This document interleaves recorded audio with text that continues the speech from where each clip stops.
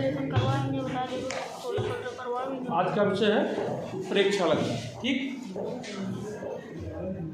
इससे पहले आपने जो पढ़ा रूपक, उपमा, मानवीकरण, अतिशयोग, इतना रिवीजन किया, ये उस दिन छूट गया। तो जब आपने रूपक पढ़ा उसमें क्या था, उपमेय और उपमान। उपमा में भी पढ़ा उपमेय और उपमान। उत्प्रेक्षा में भी उपमेय और उपमान हुआ। तीनों में अंतर क्या है? उपमा में उपमेय से उपमान की समानता होने के कारण दोनों में तुलना की जाती है। रूपक में समानता होने के कारण एक को दूसरे का ही रूप बता दिया जाता है। उत्प्रेक्षा में उपमेय में उपमान की संभावना की जाती है। जैसे वहां जब उपमा आपने पढ़ा वहां उपमेय भी था और उपमान भी था। रूपक पढ़ा उपमेय भी था और उपमान भी था। परंतु जब आप उत्प्रेक्षा पढ़ेंगे तो वहां उपमेय तो रहेगा, उपमान नहीं, उसकी केवल संभावना की जाती है।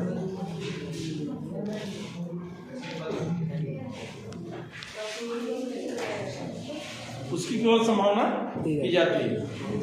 तो उत्प्रेक्षा में उपमेय रहेगा, उपमान नहीं रहेगा, उसकी संभावना केवल होगी। इसके वाचिक शब्द क्या क्या हैं? जनु जानो, मनु मानो,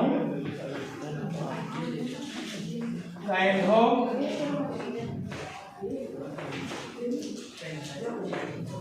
ज्यों, इतने शब्द जो है जन, जानो, मन, मानो, कैंधो और ज्यों, ये वाचक शब्द जो है उत्प्रेक्षा में मिलते हैं।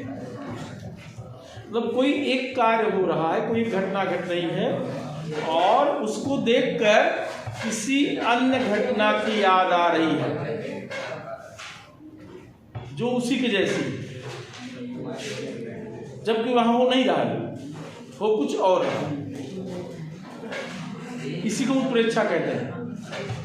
बात ना करो भाई, इसी को हम उत्प्रेक्षा कहते हैं। मैं एक उदाहरण बार बार दे रहा हूं पहले दिन से, इसमें कई सारे अलंकार हैं। बाल्धी विशाल विकराल ज्वाल जाल मानो, अनुप्रास भी था, उत्प्रेक्षा भी है। बाल्धी विशाल विकराल ज्वाल जाल मानो, लंक लीलिबे को काल रसना पसारी है। कैधो व्योम बीतिका भरे हैं भूरि धूमकेतु, वीर रसवीर तरवार सी उघारी। इतनी बड़ी बड़ी ज्वालाएं जल रही लंका दहन के समय, लगता है काल ने लंका को निगलने के लिए अपनी जीभ निकाल दी है। न वहां काल है न उसकी जीभ है, लंका तो जल रही है। लेकिन तुलसी बाबा ने उत्प्रेक्षा वहां पे की कि ऐसा लगता है मानो काल ने स्वयं लंका को निगलने के लिए अपना मुंह खोल के रख दिया। फिर कहा कैंधो व्योम बीतिका भरे हैं भूम धूम के। या फिर ऐसा लगता है जैसे आकाश में बहुत सारे धूम्रकेतु निकल आए, ज्वालाएं इतना ज्यादा तीव्र जल रही हैं, ना प्रकाश हो रहा है, जैसे बहुत सारे धूम्रकेतु आकाश में निकल आए। तो यहाँ पे ज्वालाएं तो जल रही हैं, लंका तो जल रहा है, लेकिन धूम्रकेतु है नहीं, उपमान है नहीं। अगला उदाहरण तुलसी साहित्य से, देख ही राम रूप अनुरागी, मनहु रंग निधि लूटन लागी। धाय धाम काम सब त्यागी, धाये धाम काम सब त्यागी मनहु रंग के निधि लूटन लागी। राम जी जब निकल रहे हैं गलियों से तो वहां के सारे लोग अपना सारा काम धाम त्याग करके दौड़ पड़ते उनको देखने के लिए। ऐसा लगता है जैसे गरीब को लूटने के लिए खजाना मिल गया। अभी भी हुआ, देखो अयोध्या में प्रतिष्ठा हुई, किसी ने आवाहन नहीं किया, किसी ने प्रचार नहीं किया, किसी ने बुलाया नहीं। इतनी भयंकर ठंडी में इतने लोग वहां पे गए, इतने लोग वहां पे गए। जो पत्रकार था कह रहा था कि यहाँ इतनी सर्दी है और मार्बल की फर्श है, इतनी ठंडी फर्श, 2-2 मोजे पहनने के बाद खड़ा नहीं हुआ जा रहा है। जब लोग 4-4 घंटा 5-5 घंटा लाइन में, नहीं मैं तो नहीं, वहां नहीं है।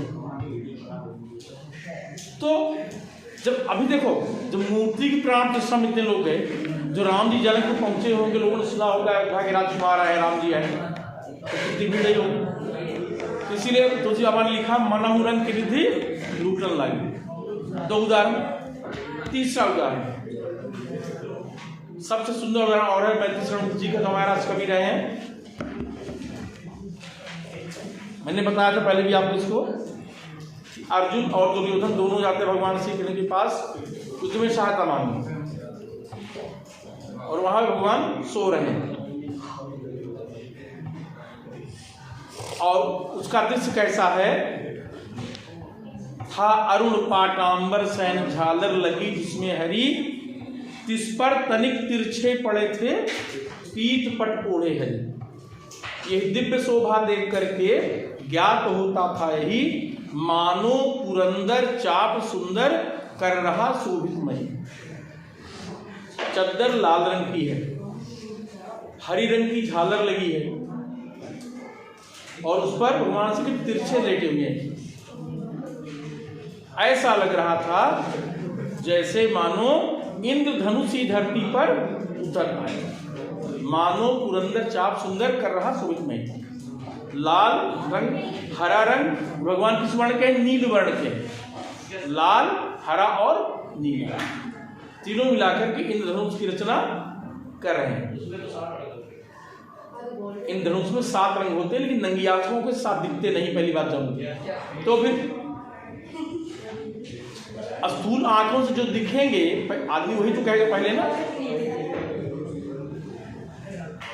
जब वहां और भी अलंकार है, हरी शब्द 2 बार है ना, झालर लगी जिसमें हरी, जिस पर तनिक तिरछे पड़े थे पीठ पर ओढ़े हरी। तो यहाँ का अलंकार भी है, एक हरी का शब्द हरा रंग है, दूसरा हरी का शब्द भगवान श्री कृष्ण से। और जब कहते हैं मानो पुरंदर चाप सुंदर कर रहा शोभित मही, तो वहां पे पुरंदर चाप यानी इंद्रधनुष की संभावना की जा रही है उस पूरे दृश्य में। तो यहाँ पे भी उत्प्रेक्षा हो गई।